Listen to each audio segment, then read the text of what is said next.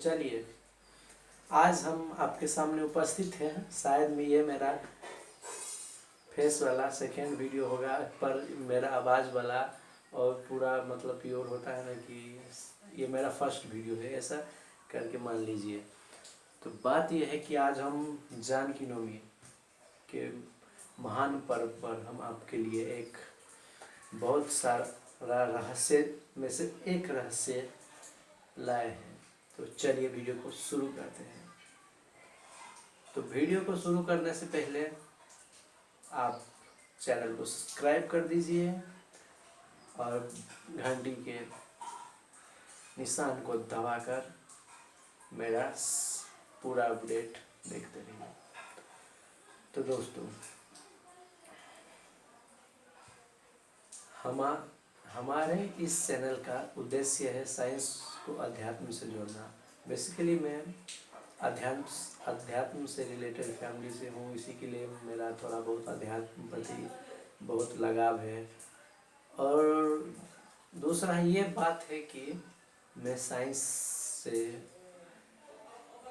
ISC किया हूँ और अभी इंजीनियरिंग का प्रिपरेशन कर रहा हूँ। इसी के लिए मुझे टेक्निकली, और मैंने बायोलॉजी भी पढ़ा है 12 क्लास तक। इसी के लिए मुझे थोड़ा बहुत इस चीज़ पर इंटरेस्ट है। इसी मैं अपना नॉलेज आप सभी को दे रहा हूँ। अगर मुझसे कोई गलती हो गई हो तो उसे नज़रअंदाज कर देना, क्योंकि ये सीता जन्म कथा या सीता जन्म के बारे में बहुत सारे रहस्य हैं और बहुत सारी थ्योरी भी है। तो आपको शायद मेरा थ्योरी ना भी अच्छा लगे, उसमें से बहुत सारे में से मैं आपको जो मुझे सूटेबल लगा वो थ्योरी में आप सभी को प्रस्तुत करना चाहता हूँ। तो चैनल को सब्सक्राइब कर दिए होंगे आप सभी। बहुत वीडियो को आगे नहीं बढ़ाता हूँ, मैं शॉर्टकट में आपको समझाता हूँ डीपली। तो देखिए दोस्तों, क्या है कि मिथिला, और बेसिकली मैं मिथिला से ही हूँ। मिथिला जो राजा जनक का नगरी है,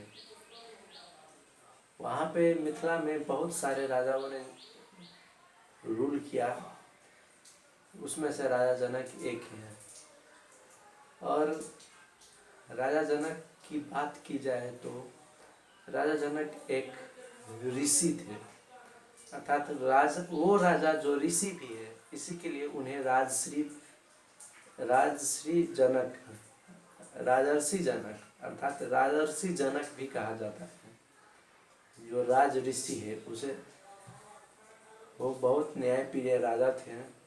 उनका क्या था कि उनका कोई संतान नहीं था, वो बहुत दुखी चिंतित रहते थे। स्वाभाविक है, कोई राजा का संतान नहीं होना तो दुखी चिंतित तो थोड़ा बहुत होंगे। और वो अष्टावक्र से प्रेरित थे, मतलब अर्थात वो अपना गुरु अष्टावक्र को मानते थे। और मैंने एक वीडियो बनाया था कि अष्टावक्र और राजा जनक का संबंध क्या है और कैसे वो ज्ञान प्राप्त किया। आप वो वीडियो भी देख सकते हैं, मैं इस डिस्क्रिप्शन में रख दूंगा, आप वहाँ से चेक कर लेना। तो राजा जनक हर एक वर्ष अपने पूरे भ्रमण में जाते थे या अपने राज्य का अवलोकन करने जाते थे। तो एक बार क्या हुआ कि मिथिला में बहुत मतलब हाहाकार मच गया, ना पानी ना जल, पानी जल एक ही बात है, जल ना अनाज, जल बिना तो अनाज कैसे हुएगा, आपको साइंस अनुसार से तो पता ही होगा। सूर्य की इतनी तापमान हो गई थी कि वहाँ सब अन्न बिना तड़प रहे थे। तो राजा जनक बहुत दुखी हो गए थे। अब क्या करे कुछ समझ भी नहीं आ रहा था। तब उन्होंने एक ऋषि से मदद लिया, अर्थात पंडित से उन्होंने मदद लिया। उन्होंने कहा कि आपको हल चलाना होगा, स्वर्ण का हल अर्थात सोने का हल आपको चलाना होगा, तब जाकर ये कष्ट निवारण होगा। तो उन्होंने ऐसा ही किया। सीतामढ़ी नाम के पुनौरा जगह अभी स्थित वही है, मतलब अभी सीतामढ़ी में एक पुनौरा नाम का जगह है। वहाँ क्या है कि सीता का जन्म हुआ, तो देखिए कैसे हुआ। वहाँ हल चलाए हैं राजा जनक। हल चलाते वक्त उनको कुछ बहुत मतलब हल्का, राजा महाराजा लोग जब हल चलाएंगे तो कैसा होगा, मतलब बहुत कठिन होगा, लेकिन अपने प्रजा के लिए वो हल चलाने को भी राजी हो गए और वो हल चलाए।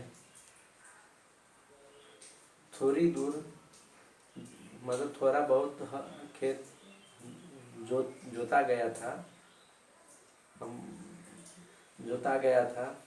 तो एक मतलब हल चलाते वक्त वो जो हल होता है ना, मतलब उसका नीचा भाग सीत ऐसे करके हल चलाते हैं, तो उसका नीचा का भाग निचले भाग होता है, ऐसे करके है होता है, उसमें ठक मतलब कुछ रहने की आवाज़ आई। तो उसको मतलब खोद कर देखा गया, क्या है इसमें, शायद खजाना है कि क्या है, मतलब हर एक रंग का, मतलब सब, मतलब कोई खुशी भी थे कोई दुखी भी थे, मतलब हल्का मतलब दहशत या कुछ क्या है। तब उसे खोला गया, निकाला गया। उसमें से एक बच्ची आई, और आपको पता है वो बच्ची कौन है? हाँ जी ज़रूर, वो सीता माता ही है। सीता का जन्म हुआ तो तो उनका नाम सीता इसलिए पड़ा कि वो शीत, हल का जो होता है निचले भाग वो शीत, उसे शीत बोला जाता है, उसी के नाम पर उनका नाम सीता पड़ा। तो आपको लगा है कि मतलब ये मिथ्य है, पर ये मिथ्य नहीं है, ये साइंटिफिकली प्रूवन बात है। क्योंकि आपको लग रहा होगा कि मतलब मैं ऐसा ही बोल रहा हूँ, ठीक है, तो लगने दीजिए। क्योंकि जब जब साइंस ने कुछ रिसर्च किया है तो अध्यात्म को बेस बनाकर ही रिसर्च किया है, बाद में जाकर पता चलता है कि वो जो हमने मतलब साइंस ने रिसर्च किया है कि वो अध्यात्म ठीक ही कह रहा है, तो ये भी ठीक ही है। तो उसका क्या है थ्योरी कि रावण, जो लंकापति रावण था, वो टैक्स के रूप में टैक्स लेता था, और जो साधु संत थे वो उसके पास तो टैक्स देने के लिए कुछ होता नहीं था, तो वो सिरिंज इंजेक्शन मतलब वो खून निकाल कर टैक्स लिया करता था। तो एक दिन टैक्स यही क्रम में वो जो था, जो घड़ा था, वो खून से भर गया, और वो बुद्धिमान था। रावण बहुत बुद्धिमान है, ये आपको तो पता ही है, और वो मतलब त्रिलोक में सबसे बड़ा विद्वान में से वो भी आता है। तो आप सभी को पता होगा ये बात। तो वो जानता था कि इससे जो जीव का निर्माण होगा वो अत्यधिक शक्तिशाली और अत्यधिक बुद्धिमान होगा, क्योंकि वो साधारण मनुष्य की तो थी नहीं रक्त, वो तो महान महान ऋषि का था। वो जाकर सीतामढ़ी नाम के पुनौरा जगह है, अभी भी वो जगह है। अब तो उतना नेचुरली तो नहीं देखने को मिलेगा, पर बहुत एविडेंस सभी है वहाँ पर, आप लोग जा सकते हैं भारत में। वहाँ जाकर रावण ने क्या किया कि वो खड्डा खून कर उसमें वो गाड़ दिया और फिर अपने लंका चले गए। और कुछ साल पहले, शायद 8-10 साल पहले, एक होमो मतलब एक ऐसा एक्सपेरिमेंट किए थे साइंटिस्ट लोग, जिसमें से एक सेल से आदमी का, मनुष्य का निर्माण हो सकता है। उसको बढ़ावा नहीं दिया गया, क्योंकि वो मनुष्य के लिए खतरनाक भी हो सकता था। शायद आप में से बहुत लोग ये सुने होंगे कि एक सेल से मतलब वो मनुष्य का निर्माण हो सकता है, और वो मनुष्य कैसा होगा वो कोई नहीं जानता था। वो मनुष्य मतलब जैसा मतलब अपना वातावरण पाएगा उसी तरह से ढल जाएगा, पर उसका सेम टू सेम फेस उसी इंसान की तरह होगा जिस इंसान का वो सेल से वो बना है। ये पर उसको वायरल नहीं किया गया, उस थ्योरी को दबा दिया गया। उसी थ्योरी को मैंने इस थ्योरी को मैंने तब पढ़ा था जब मैं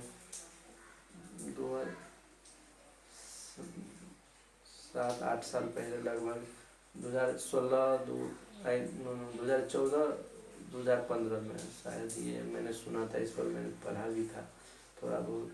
अब शायद गूगल में मिलेगा कि नहीं मिलेगा वो मुझे नहीं मालूम है, आप सर्च कर लीजिएगा। पहले ये वीडियो देखिए अंत तक। तो वो प्रोसेस में क्या होता है कि एक सेल से मनुष्य का निर्माण हो सकता है, तो उसमें तो ब्लड बहुत सेल है, उससे तो जरूरी निर्माण होगा कुछ न कुछ का। तो ऐसा ही करके उसमें से सीता का अवतार हुआ। बहुत सारी थ्योरी ये भी कहती है कि रावण एक स्त्री को बहुत उसके तरफ आकर्षित हो गया था, और वो वन में तप कर रही थी वो स्त्री, तो वो रावण जाते समय उसको देख लिया था और छूने का कोशिश किया था। तो वो स्त्री अपने आप को भस्म करने से पहले मतलब कर ली थी, उससे पहले उसको कहा था कि मैं तुम्हारा मृत्यु का कारण बनूंगा। बहुत थ्योरी ये भी कहती है, शायद आपने बहुत लोगों ने सुना था। तो उसको मतलब रावण ने कुछ न कुछ मतलब इधर से उधर ट्रांसफ़र कर दिया, या बहुत सारे आप लोगों ने सुना था। पर मैं इस थ्योरी को उतना नहीं मानता हूँ, क्योंकि हमारे मिथिला में इसी थ्योरी को माना जाता है कि रावण ने टैक्स स्वरूपी जो रक्त था उसको गाड़ दिया, और वहाँ से सीता का जन्म हुआ। तो आप लोगों का यह रहस्य जानकर बहुत अच्छा लगा होगा। वीडियो को लाइक शेयर कमेंट करना ना भूलें। सब्सक्राइब तो आपने कर दिया होगा। अगर आप मेरे चैनल पर नए हैं तो आप भी सब्सक्राइब कर लीजिए।